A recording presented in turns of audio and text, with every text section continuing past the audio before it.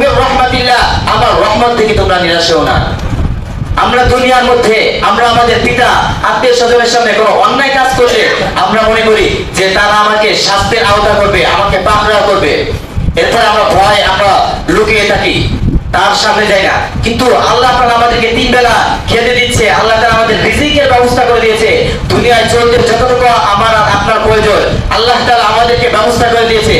এরপরেও আমরা আল্লাহ তাআলার নাফরমানি করি, এরপরে আল্লাহ তাআলা আমাকে আর আপনাকে ধ্বংস করে দেননি। আল্লাহ তাআলা বলেন, কুল ইয়া ইবাদিয়াল্লাযিনা আসরাফু, ও আমার বান্দারা, লা তাকনাতু মির রাহমাতিল্লাহ, তোমরা নিজেদের উপর জুলুম করেছো, অন্যায় করেছো, অবিচার করেছো, অত্যাচার করেছো, লা তাকনাতু মির রাহমাতিল্লাহ, তোমরা এটা স্মরণ রাখো যে তোমরা আমার রহমত থেকে তোমরা নিরাশ হও না।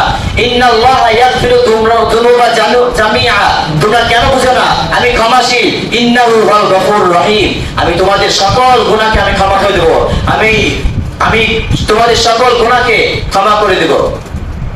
মুহতারাম হাজির, এজন্য আল্লাহ তাআলা আমাদেরকে দুনিয়ায় ইবাদত করার জন্য পাঠিয়েছে। আমরা কি সে আল্লাহ তাআলা দুনিয়ার 24 ঘন্টার মধ্যে একটা সেকেন্ড হয় যে আমরা আল্লাহ তাআলা শুকরিয়া আদায় করতে পারি? আল্লাহ তাআলা আমাদের একবেলা রিজিকের ব্যবস্থা নাই, অন্য বেলা আল্লাহ তাআলা আমাদেরকে রিজিকের ব্যবস্থা করে দিয়েছে। আমরা তো মনে করি যে আমাদের অপর এক ভাই আমাদের রিজিকের ব্যবস্থা করে দিয়েছে, কিন্তু আল্লাহ তাআলা বলেন না, তোমার ওই রিজিকে তোমার মাধ্যমে ছিল না, ওই রিজিকের ব্যবস্থা আমি আল্লাহ তোমার জন্য করে দিয়েছি। কারণ মাধ্যম আল্লাহ, আর এক বান্দার মাধ্যমে আল্লাহ তাআলা ব্যবস্থা করে দিয়েছে। এরপরে আমরা আল্লাহ তাআলা শুকরিয়া আদায় করি না, আমরা আল্লাহ তাআলা নিয়ামত বুঝি না। আমরা নিয়ামত বুঝি কার? যদি দুনিয়ার মধ্যে যদি কারো যদি আমরা কাজ করি, যদি সে যদি আমাদেরকে একটু বেশি টাকা দেয় তাহলে আমরা তার নিয়ামত বুঝি যে আমি মালিকের কাজ করার কারণে মালিক আমাকে এত বেশি টাকা উপার্জন দিয়েছে, আমরা মালিকের নিয়ামত বুঝি। কিন্তু আল্লাহ তাআলা আমাকে আপনাকে সুস্থ হয়ে গেছে, আমরা এই নিয়ামতের কদর করতে পারি। দুনিয়ার মধ্যে এমন কোনো জিনিস নাই, দুনিয়ার মধ্যে এমন কোনো বিষয় নেই যে বিষয়ে মানুষের মধ্যে কোনো ইখতিলাফ নেই, যেই বিষয়ে মানুষের মধ্যে কোনো পার্থক্য নেই, মতানৈক্য নেই, বরং সকল বিষয়ে মানুষের মধ্যে কোনো না কোনো পার্থক্য রয়েছে, কোনো না কোনো ইখতিলাফ রয়েছে। তবে এমন একটি বিষয় আছে যেই বিষয়ে আমরা সকলে ঐক্যমত পোষণ করি, যেই বিষয়ে আমরা সকলে একমত, আর সেটি হলো মানুষের মৃত্যু। সে মুসলমান হোক, অমুসলিম হোক, খ্রিস্টান হোক, যে ধর্মের অনুসারী হোক না কেন, আমরা সকলেই আমরা বিশ্বাস করি যে মৃত্যু আমাদের একদিন হবে, মৃত্যু আমাদের একদিন আসবে।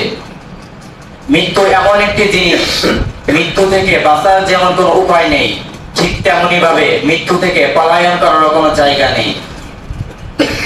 মৃত্যু সম্পর্কে মানুষের মূল ধারণা ও অভিজ্ঞতা হলো মানুষের বাস্তবতা, যা আমাদের সম্মুখে প্রতিনিয়ত হচ্ছে, যে সন্তানের আগে বাবার আগে সন্তান চলে যাচ্ছে, সন্তানের আগে বাবা চলে যাচ্ছে। অতএব মৃত্যু যে আমাদের আসবে এটা বিশ্বাস না করার মতো কোনো সুযোগ নেই, কোনো অবকাশ নেই। হিন্দু ধর্ম লোকেরা, হিন্দু ধর্মের অনুসারীরা, খ্রিস্টান ধর্মের অনুসারীরা, তারাও বিশ্বাস করে যে আমাদের একদিন মরতে হবে, আমরা একদিন মৃত্যুবরণ করব। তো আমরা যেহেতু মুসলমান, আমরা যেহেতু মুসলিম, আমাদেরকে এই বিশ্বাস আমাদের আরো বেশি করে মজবুত হতে হবে, আমাদের বিশ্বাসকে আরো বেশি মজবুত করতে হবে। কারণ আল্লাহ তাআলা ও তার রাসূলের কোরআন ও হাদিসের ভাষ্য অনুযায়ী আমরা যতটুকু বুঝতে পারি মৃত্যু সম্পর্কে, ততটুকু আমাদের মৃত্যুকে আরো বেশি মজবুত করে দেয়। আল্লাহ পাক রব্বুল আলামিন কোরআনুল কারীমে সূরাতুল আল ইমরানের 185 নম্বর আয়াতে আল্লাহ তাআলা দুনিয়ার সকল মানুষদেরকে আল্লাহ তাআলা জানিয়ে দিলেন, কুল্লু নাফসিন দাইকাতুল মাউত ওয়া ইন্নামা তুওয়াফাউনা উজুরাকুম ইয়াওমাল কিয়ামাহ ফামান যুহজিহা আনিন নারি ওয়া উদখিলাল জান্নাতা ফাকাদ ফাজ ওয়া মাল হায়াতুদ দুনিয়া ইল্লা মাতাউল গুরুর।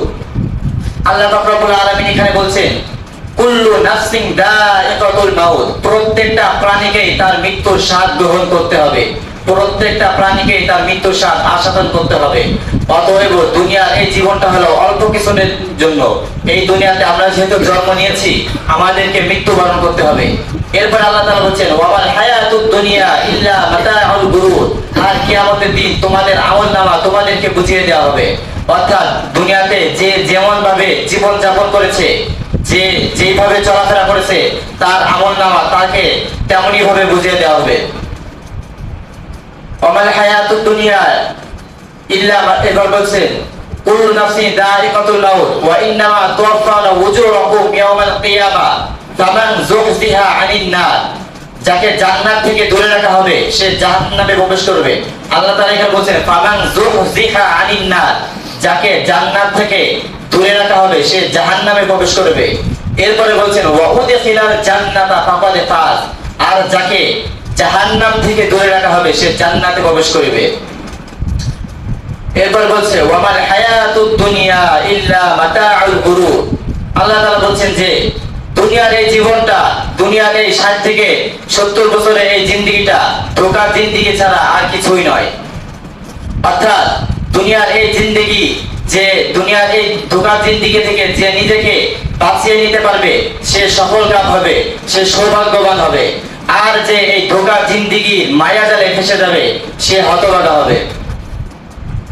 আল্লাহ পাক রব্বুল আলামিন উক্ত আয়াতের মধ্যে আল্লাহ তাআলা যেটা বোঝাতে চেয়েছেন যে কুল্লু নাফস, এই কুল্লু নাফস বলতে আল্লাহ কি বুঝিয়েছেন? সকল প্রাণী, অর্থাৎ যা প্রাণ আছে তার মৃত্যু হবে। এই কুল্লু নাফসের মধ্যে ধনী ব্যক্তিও আছে, এই কুল্লু নাফসের মধ্যে অসহায় ব্যক্তিও আছে, এই কুল্লু নাফসের মধ্যে অহংকারী ব্যক্তিও আছে। আজকে আমরা দুনিয়ার বুকে আমরা যে অহংকার নিয়ে, আমরা যে দাপট নিয়ে চলতেছি, আল্লাহ তাআলা তো জানিয়ে দিয়েছেন কুল্লু নাফস, এই কুল্লু নাফসিন যায়িকাতুল মাউত, এই ক্ষমতা, এই দাপট বেশি দিন থাকবে না। কারণ সমাজের মধ্যে আজকে এমন মানুষ দেখা যায় যে আলেম উলামাকে মানে না, যে বড় আর ছোট মানে না, সে একটা মানুষকে জোরে একটা কথা বলতে পারলে সে নিজেকে অনেক বড় বীর মনে করে। কিন্তু আল্লাহ তাআলা বলেন কুল্লু নাফসিন যায়িকাতুল মাউত, এই সমস্ত দানব, এই সমস্ত বীর যারা আছে, কারো কাছে এই মৃত্যু, কারো কাছে এই মৃত্যু, কারো কাছে এই মৃত্যু যে এমন হবে না যে তার মৃত্যু হবে না। আল্লাহ জানিয়ে দিয়েছেন কুল্লু নাফসিন যায়িকাতুল মাউত। হোক সে মানব, হোক সে দানব, হোক সে নবী, হোক সে ফেরেশতা, হোক সে ওলি আউলিয়া, হোক সে বড় আল্লাহর ওলি, ফেরেশতাদেরও মৃত্যুবরণ করতে হবে। হযরত মিকাইল আলাইহিস সালামেরও মৃত্যু গ্রহণ করতে হবে, জিবরাইল আলাইহিস সালামেরও মৃত্যু হবে, আজরাইল আলাইহিস সালামেরও মৃত্যু হবে। এমনকি আমি আপনাদের সম্মুখে যে মৃত্যু বিষয়ে যে আলোচনা করতেছি, এমন একটা সময় আসবে এই মৃত্যুরও মৃত্যু হবে।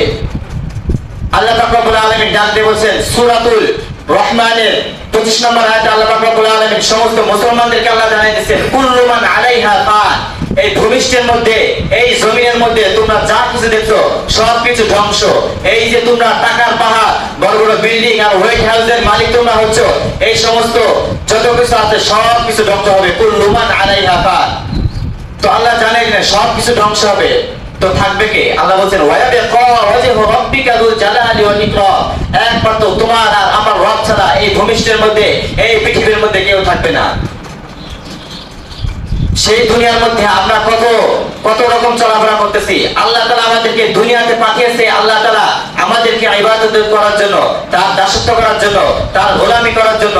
আল্লাহ তাআলা সূরাতুজ জারিয়াতে 56 নম্বর আয়াতের মধ্যে বলেন ওয়ামা খালাকাতুল জিন্না ওয়াল ইনসা ইল্লা লিয়াবুদুন, হে মানব কাফেলা, আমি তোমাদেরকে মানুষ এবং জিন এই দুইটা জাতিকে আমি সৃষ্টি করেছি শুধুমাত্র আমার গোলামি করার জন্য, শুধুমাত্র আমার দাসত্ব করার জন্য। এই আয়াতে আল্লাহ যে বলেন কুল্লু নাফস, এখানে শুধু মানুষকে মরতে হবে, জিনদেরকে মরতে হবে এমন না, জিনদেরকেও প্রাণ আছে, জিনরা আল্লাহ তাআলার ইবাদত করে, জিনরা আল্লাহ তাআলার দাসত্ব করে, কিন্তু এটি হলো আগুনের তৈরি অদৃশ্য জাতি, তাদেরকে দেখা যায় না। তো সকলকেই আল্লাহ তাআলার মৃত্যু গ্রহণ করতে হবে। আর আমরা এখন মৃত্যু থেকে পলায়ন করার চেষ্টা করি, আমরা মনে করি আমাদের মৃত্যু হবে না, আমাদের কখনো মরতে হবে না। কিন্তু আল্লাহ তাআলা এটাও জানিয়ে দিয়েছেন, আইনা কোরআনুল কারীমের মধ্যে আল্লাহ তাআলা বলেন আইনামা তাকুনু ইউদরিকুমুল মাউতু ওয়ালাউ কুনতুম ফি বুরুজিম মুশাইয়াদা। আল্লাহ পাক রব্বুল আলামিন বলেন তোমরা যে আজকে মৃত্যু থেকে যে তোমরা পলায়ন করছো, যদি সুদূর দুর্গের ভিতরেও যদি তোমরা পলায়ন করো, এরপরও মৃত্যুর সম্মুখীন হতে হবে। অর্থাৎ আল্লাহ তাআলা বলেছেন যদি তোমরা সমুদ্রের দেশে মাটির নিচেও যদি তোমরা পলায়ন করে থাকো, এরপরও মৃত্যুর স্বাদ তোমাদের গ্রহণ করতে হবে, কারণ জমিলেই জন্ম নিলেই মরিতে হবে। এরপর আল্লাহ তাআলা বলেন সমুদ্রের নিচেও যদি তোমরা আগে অংশগ্রহণ করো, এই মৃত্যু তোমাদেরকে গ্রহণ করতে হবে, মৃত্যুর স্বাদ গ্রহণ করতে হবে। এরপরে সূরাতুল জুমার 8 নম্বর আয়াতের মধ্যে আল্লাহ তাআলা বলেন কুল ইন্নাল মাউতাল্লাযী তাফিরুনা মিনহু ফাইন্নাহু মুলাকীকুম। আল্লাহ তাআলা বলেন তোমরা যে আজকে যে মৃত্যু থেকে পলায়ন করছো, ফাইন্নাহু মুলাকীকুম, ওই মৃত্যু একদিন তোমাদের সম্মুখীন হবে। এরপরে বলছেন সুম্মা তুরাদ্দুনা ইলা আলিমিল গায়বি ওয়াশ শাহাদাতি, আল্লাহ তাআলা সকল জ্ঞান, দৃশ্য অদৃশ্যের সমস্ত খবর আল্লাহ তাআলা জানেন। ফায়ুনাব্বিউকুম বিমা কুনতুম তা'মালুন, আল্লাহ তাআলা বলেন তোমাদের দুনিয়াতে তোমাদের কৃতে কর্মের যত হিসাব আছে সব কিছু আল্লাহ তাআলা কিয়ামতের ওই কঠিন ময়দানে আল্লাহ তাআলা জানিয়ে দিবে। মুহতারাম হাজির, আমরা তো মনে করি যে আজকে আমাদের দুনিয়াতে আমরা ক্ষমতাশীল আছি, আমরা টাকা পয়সার মালিক আছি, আমাদের ধন দৌলত আছে, আমাদের শরীরে জোর আছে, তো আমাদেরকে মৃত্যু করতে হবে না। আমরা একটু আমাদের আগের জিন্দেগি যারা ছিল, নবী রাসূলের জিন্দেগি, ওলি আওলাদের জিন্দেগি, তাদের জিন্দেগির দিকে যদি একটু তাকাই, যে তাদের ধন সম্পদ কেউ ছিল না, যদি টাকা পয়সার দ্বারা ধন দৌলতের দ্বারা যদি মৃত্যুকে ঠেকানো যেত তাহলে কারো মৃত্যুবরণ করতো না। যদি ক্ষমতার দাপট দ্বারা মৃত্যুকে ঠেকানো যেত তাহলে ফিরাউন আর নমরুদের মৃত্যুবরণ হতো না, কারণ এই পৃথিবীর মধ্যে ফিরাউন আর নমরুদের মতো এর থেকে বেশি ক্ষমতাশীল আর কেউ হয়নি। হযরত সুলাইমান আলাইহিস সালাম যিনি এই গোটা পৃথিবীর উপরে যিনি রাজত্ব চালিয়েছেন, আজকে যদি ক্ষমতার দ্বারা দাপটের দ্বারা যদি মৃত্যুকে ঠেকানো যেত তাহলে হযরত সুলাইমান আলাইহিস সালাম মৃত্যুবরণ করতেন না, হযরত সুলাইমান আলাইহিস সালামের মৃত্যু হতো না। মোট কথা, আমরা যেহেতু জন্মগ্রহণ করেছি আমাদেরকে মৃত্যুবরণ করতে হবে, কিন্তু আল্লাহ তাআলা জানিয়ে দিয়েছেন এই মৃত্যু সকলের জন্য একরকম হবে না। যারা দুনিয়াতে নেক আমল করবে, আমার দিন যারা প্রতিষ্ঠিত করবে, আমার বিধি বিধান মেনে আমার রাসূলের আদর্শ অনুযায়ী যারা জীবন যাপন করবে তাদের মৃত্যু অন্যরকম হবে। আর যারা আমার নাফরমানি করবে, যারা দুনিয়ার বুকে আমার কোরআনের আয়াতকে যারা অহংকার করবে, কোরআনের আয়াতকে যারা অস্বীকার করবে, তাদের জন্য আল্লাহ তাআলা কিয়ামতের কঠিন ময়দানে আল্লাহ তাআলা বলেন ফামা যুহজিহা আনিন নার, তাদেরকে কিয়ামতের ময়দানে কঠিন আযাবের ব্যবস্থা রয়েছে। শুরুতে বলেছে আল্লাহ বলেছে যারা জাহান্নামী হবে তাদেরকে বলেছে ফামান যুহজিহা আনিন নার, তাদের জন্য জাহান্নামের কঠোর আযাবের ব্যবস্থা রয়েছে। তো এই মৃত্যু সকলের জন্য একরকম হবে না। আমি আর আপনি যদি নেককার মুমিন বান্দা হতে পারি তাহলে আমাদের মৃত্যুটা হবে সুখীময় আনন্দময় মৃত্যু, আর ঈমানদারের জন্য মৃত্যু হলো উপহার। রাসূল সাল্লাল্লাহু আলাইহি ওয়াসাল্লাম হাদিস শরীফের মধ্যে বলেছেন তুহফাতুল মুমিনিল মাউত, ঈমানদারের জন্য মৃত্যু হলো উপহার স্বরূপ। আর বদকারের মৃত্যু কেমন হবে? বদকারের মৃত্যু সম্পর্কে যদি আমি আর আপনি একটু ধারণা করি তাহলে আমরা সঙ্গে সঙ্গে আমরা বেহুশ হয়ে যাব বা আমাদের চিন্তা চেতনা সব পাল্টে যাবে। হযরত ইব্রাহিম আলাইহিস সালাম তিনি একবার মালাকুল মাউত আজরাইলের সাথে তার কথোপকথন হচ্ছিল।